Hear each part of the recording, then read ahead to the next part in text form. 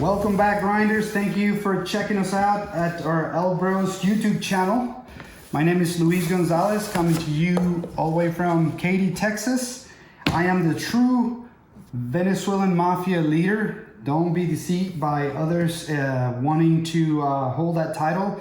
It is my right by birth, so birthright, and it's also by popular vote. So don't let imposters deceive you into thinking somebody else is the true leader of the Venezuelan mafia. So, ElkBros, Venezuelan mafia for life. So today I want to share with you, I got my Blackhound scope and I'm excited. I want to check it out. I want to open the box with you guys and walk you through the very little I know about scopes, but I'm certainly excited to learn and share the little I know with all of you guys. So first things first, this is a 6 by 24 by 50, 6 to 24 by 50 mil scope. This is the Blackhound Genesis Series. Okay, what this means is the minimum magnification on the scope is 6 times and the maximum is 24 times. You can really zoom in on this puppy. And then 50 is actually the measurement in millimeters, I believe, of the front of the scope. So the bigger that opening, the more light. As you can probably see here, this is how it would look at 6 magnification, and this is how it would look at 24 magnification. And I'm talking about the reticle inside. So mil versus MRAD, there's a ton of videos on YouTube to check that out. You'd hear MOA stands for minute of angle. And then mil is actually milliradians. You'd also see it written as MRAD. Okay. The difference is MOA, again, is minute of angle. And what they do is they divide the circle into 360 degrees, and each degree has 60 minutes. Okay, and the MRAD or mil, they divide the circle in 6,283.4. It's important to understand that MOA is most commonly used because 1 MOA at 100 yards equates to 1.047 inches. So a lot of people like to round it up. It's like, well, I know at 100 yards, 1 MOA is 1 inch, you know, and then, but you got to be careful at when you go, you know, past 1,000 yards or so on and so forth. And then the mil or the MRAD obviously works differently, right? So at the end of the day, what's important to understand here is that you want to make sure your turrets and your adjustments, they match your reticle. So they both have to be either mil or MRAD, or they both have to be MOA for you to be able to have your scope function properly. Normally what you would see is that to modify 1 MOA on a MOA scope, you either need 4 clicks or 8 clicks depending on your scope. So you do it by 1/4 or by 1/8 to modify that 1 MOA, right? And a mil or an MRAD scope, which is the same thing, basically what they do is they divide that measurement in tens. So you need 10 clicks to make that modification. So that's kind of the way it works. But again, I've always used MOAs. I wanted a mil to try it and kind of be more knowledgeable about it. I'm certainly learning and more than willing to hear your comments and inputs and corrections in this video as you see fit, because we're all learning here together. So anyway, after that big parentheses, I want to come back and again do the unboxing. Okay, so box is really nice. As you can see, it's got kind of magnetic tabs here that they just kind of lock into place.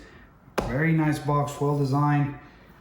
It's got right here a checklist of the things that were checked with a serial number who inspected it and the date it was inspected. So nice touch there. Also, the first thing we come up with is this little bag, and we'll see what's in it. Got a couple stickers. See the other one here on the bottom, and then it's got some washer Allen wrenches and the equipment to actually mount it. And then we have the other sticker and the CR2032 battery, which to me, I believe this tells me that this is a lighter reticle. It also came with this manual in there, and as you can see, it tells you the safety rules, maintenance. It tells you about your reticle, and the FFP on the scope actually stands for first focal plane, and this is illuminated reticle, so that's what the battery's for. And the zeroing instructions and the actual specs on your scope are here on this side. So really nice little owner's manual. I like the illustrations. I'm more of a visual guy. I have to see things, and you know, it tells you how to adjust your parallax. So real cool. Now we'll see what's actually in the box. I can see right off the bat we've got a couple levels here for mounting your scope. It's got the 2 rings. Comes with the rings. The rings look solid, y'all. They look very good, and they got the Allen screws there to adjust them in place. And it's got this little guy right here, which I believe it's yes, it is, to actually do maintenance and cleaning your lenses. And yeah, it's just pretty cool. I've never had one of these before. Looks like it's got 2 little types of adjustments there, so pretty neat. It also has the extension for your scope. And lastly, we go to the actual scope per se. It is, you know, sturdy, looks solid. It's got the lids on them. I like the way they open and they close shut, and they seems like solid lids. Can remove those to see the scope better. Create a nice vacuum. I like the turrets and the way they sit. I like the style of the scope, and it's got solid clicks.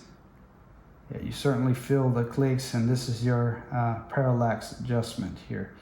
So I think overall the scope comes with everything ready to be installed. There's really, unless you want a different base for your barrel, if your barrel doesn't have a base, that would be the only thing that you'll be needing.